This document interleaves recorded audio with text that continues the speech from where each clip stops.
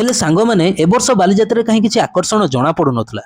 नमस्कार सांग माने काली सिना गुरुवार थिला हेले आज छाड़ खाई पालन निश्चय हबो। तो मु भी बाहर जाइथिली सकाळू माछ मार्केट को नंगा नंगा चिंगुडी आनी ताको घरे टिके सफासफी करि पकेली। ए नरम पागु को गरम गरम चिंगुडी मसलाटा जेहेतु कटक रे बालीजात्रा माहौलटा चली घरे जमा बसी हो नथाय तो संध्या बेले रेडी होई चलली बालीजात्रा नु एटीएम को। हां सांग माने यात्रा खर्च पुनी दरकार ना नहीं जहा को सांग माने सब खुशी गोटे साइड रे आ एटीएम रो ट्रांजैक्शन साउंडटा आउटे साइड रे ग्राउंड रे एंट्री करू करू देखिया को पाइलो सुंदर दृश्य कला एवं कारुकार्य। हेले सांग माने ए वर्ष बालीजात्रा कहीं किछि आकर्षण जना पडु नथला। ग्राउंड रो सबठारु एस्थेटिक कॉर्नर रे एंट्री कली। एथरकर थीम थिला आम भाषा आम साहित्य विशेष करी ओडिया भाषा एवं साहित्य प्रति कवि और लेखक मानकर अवदान को एठारे प्रस्तुत करा जायतिला। बाकी डेकोरेशन अत्यंत मनोरम थिला। सेठारे बुलाबुली सारी बाहरी गली किछि पेट पूजा करिया पई तो किछि एई भलिया थिला आजिर दिन। एई भली आहुरी मिनी ब्लॉग्स पई निश्चित भाबरे फॉलो करि नियंतु। पुणी देखा हबो नेक्स्ट ब्लॉग रे। Till then take care bye bye जय जगन्नाथ।